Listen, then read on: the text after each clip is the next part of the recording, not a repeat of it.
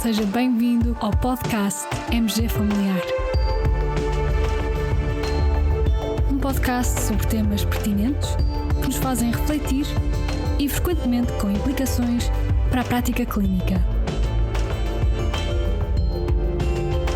E damos as boas-vindas ao nosso anfitrião, professor Carlos Martins.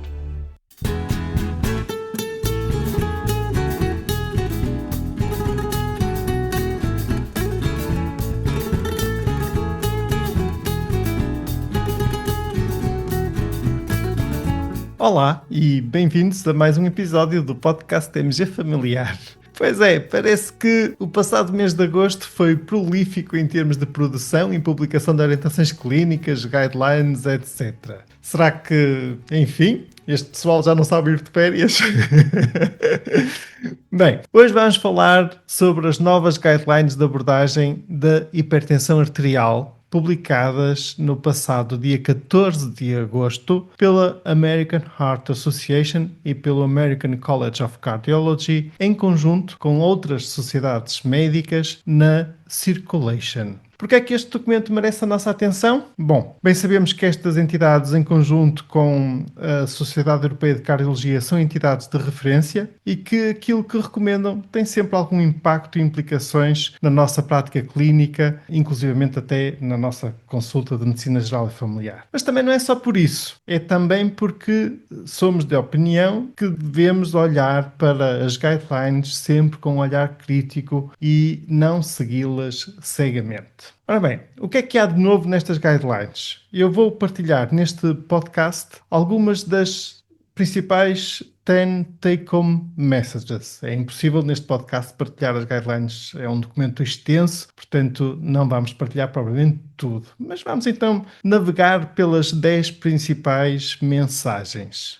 Primeiro ponto. Segundo estas guidelines, o objetivo geral do tratamento da pressão arterial deve ser ter uma pressão arterial inferior a 130/80 mm de mercúrio para todos os adultos, podendo haver algumas exceções e algumas considerações adicionais em alguns grupos especiais e de vulnerabilidade especial, nomeadamente, por exemplo, os mais idosos, nomeadamente as pessoas com outros problemas de saúde com uma esperança de vida limitada e também, por exemplo, as grávidas. Segundo ponto, os médicos devem colaborar com líderes comunitários, sistemas de saúde e, instituições de saúde no geral, da comunidade, para implementar o rastreio de todos os adultos nas suas comunidades e implementar recomendações baseadas em orientações clínicas relativas à prevenção e gestão da hipertensão arterial, a fim de melhorar as taxas de controle da pressão arterial.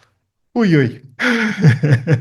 Esta recomendação não é propriamente baseada em evidência científica da melhor qualidade. Não é baseada em ensaios clínicos randomizados e é baseada, sobretudo, em intervenções comunitárias e revisões sistemáticas de programas de implementação e com outcomes tipo DOE, Disease Oriented Evidence, outcomes de avaliação do impacto dessas intervenções no controle da pressão arterial. Todos nós sabemos que, para nós, o mais importante é termos evidência tipo POEM. E, portanto, temos aqui muita reserva em relação a este tipo de recomendação.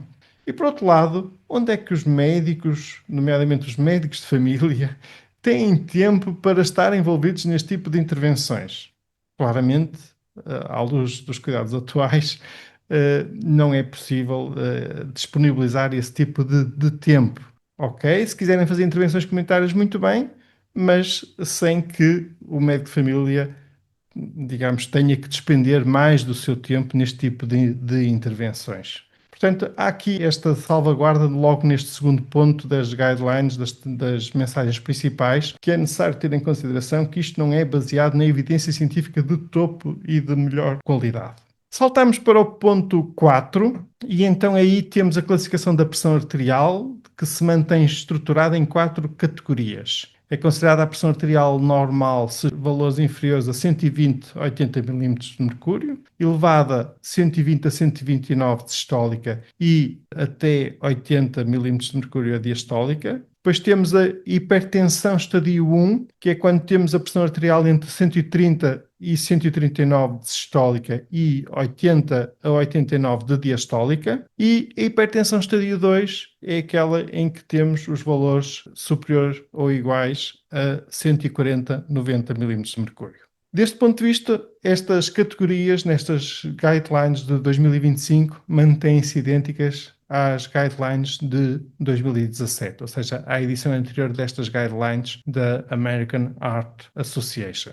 Passamos ao ponto 5. Este ponto é sobre as medidas de intervenção de estilo de vida e aqui temos as recomendações habituais na área da dieta, da atividade física. Talvez assim a única novidade seja uma recomendação mais restritiva em relação à ingestão de bebidas alcoólicas. Estas novas orientações sugerem que o ideal é a pessoa com hipertensão arterial abster-se completamente da ingestão de bebidas alcoólicas, ao contrário da recomendação anterior que, de certa forma, ainda considerava como possível a ingestão até uma bebida por dia para as mulheres e 2 bebidas por dia para os homens. Na edição deste ano, mesmo pequenas quantidades de álcool são desencorajadas devido ao impacto negativo na pressão arterial. Sexto ponto. Quando iniciar tratamento farmacológico? Segundo estas guidelines, está indicado o tratamento farmacológico em todos os adultos com valores médios superiores ou iguais a 140/90 milímetros de mercúrio. E também em quem tem valores médios superiores ou iguais a 130/80 milímetros de mercúrio, se existir doença cardiovascular, AVC prévio, diabetes, doença renal crónica ou risco cardiovascular a 10 anos superior ou igual a 7,5%, calculado pela calculadora de risco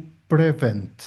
Ponto 7. Nos adultos com valores médios superiores ou iguais a 130/80, mas de baixo risco cardiovascular, aqui recomenda-se começar por uma intervenção de estilo de vida durante 3 a 6 meses e, se não for atingida a meta dos valores inferiores a 130/80, então também estes pacientes de baixo risco, de acordo com estas guidelines, deverão iniciar farmacoterapia. E este é um dos pontos mais controversos destas guidelines. Ou seja, a grande diferença entre a edição deste ano e a edição anterior das guidelines não é na classificação das categorias e nem na designação dessas categorias dos diferentes valores da pressão arterial, mas sim nesta recomendação de início de farmacoterapia e nas metas terapêuticas. As guidelines deste ano, de 2025, reforçam a mensagem e a necessidade de iniciar tratamento medicamentoso, mesmo para pessoas de baixo risco, se mantiverem valores superiores ou iguais a 130/80 milímetros de mercúrio.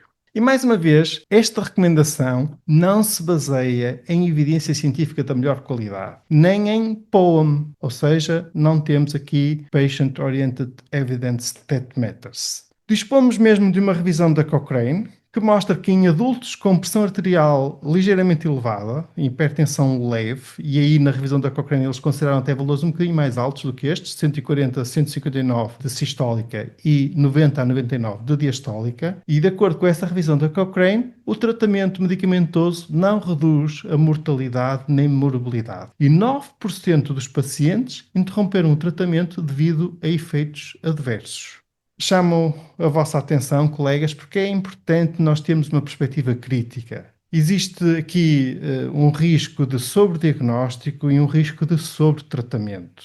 A evidência tipo POEM, de benefício do tratamento e controle deste fator de risco, e recordo que a hipertensão arterial não é propriamente uma doença, é um fator de risco, surge de estudos com pessoas e com pacientes com hipertensão moderada a grave. Recordamos aqui o velhinho VA Study, um estudo publicado nos finais dos anos 60, em que o tratamento reduziu significativamente o risco de AVC e mortes em homens de alto risco, aí sim com um NNT relativamente baixo, 8 a 10. Mas hoje, ao tratar pessoas de baixo risco, em muitas intervenções o NNT sobe para centenas, para a ordem das centenas, ou seja, é necessário expor um número muito maior de pessoas a tratamento para evitar um evento. Mas neste caso, de acordo com a tal revisão da Cochrane, nem sequer há benefício comprovado na mortalidade ou eventos graves. Ou seja,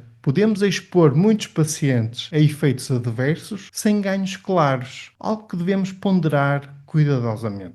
8º ponto, nos doentes com a hipertensão estadio 2, ou seja, os tais valores superiores ou iguais a 140/90, a recomendação é iniciar logo tratamento com 2 fármacos de classes diferentes, preferencialmente em combinação fixa num único comprimido. A ideia aqui é simples, é facilitar a adesão e atingir mais rapidamente os valores-alvo. Ponto 9. A monitorização domiciliária da pressão arterial ganha cada vez mais destaque. Mas aqui com uma nota de cautela. Os autores chamam a atenção que, por enquanto, os aparelhos tipo smartwatches ou dispositivos sem braçal, ou seja, dispositivos de pulso, não são fiáveis para substituir os medidores da pressão arterial validados e com braçal. Finalmente, o 10º ponto destas 10 take-home messages é relativo, este 10º ponto, à hipertensão severa, que é definida como valores acima de 180/120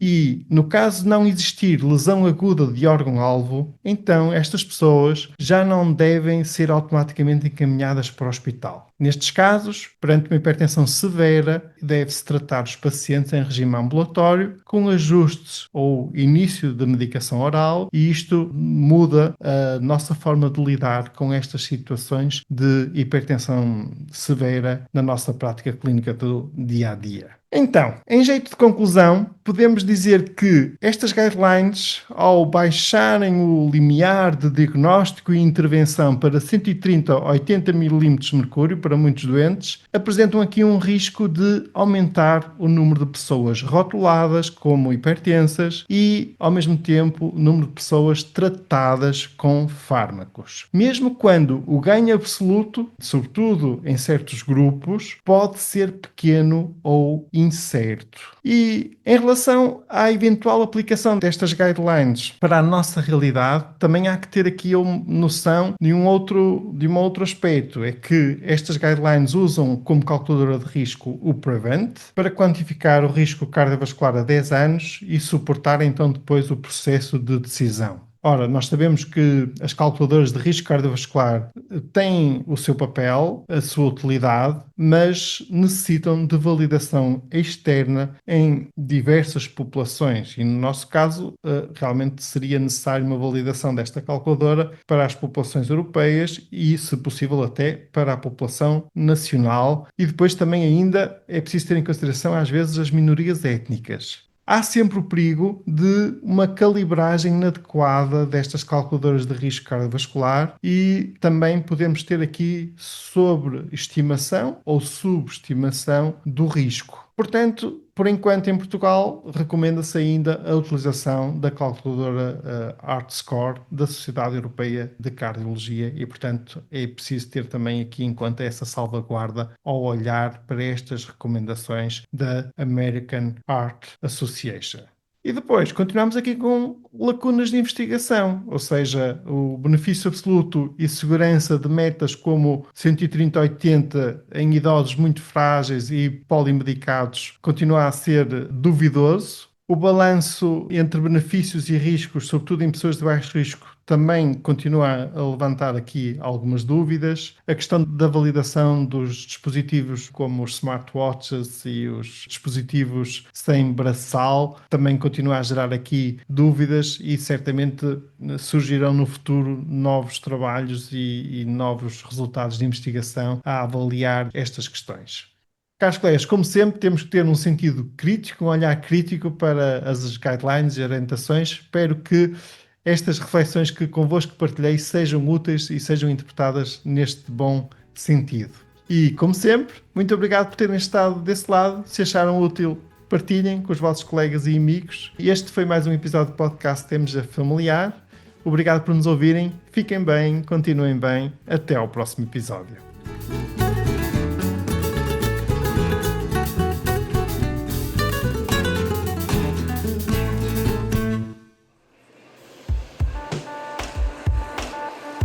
E terminamos assim esta edição do podcast MG Familiar. Muito obrigada por nos ouvir.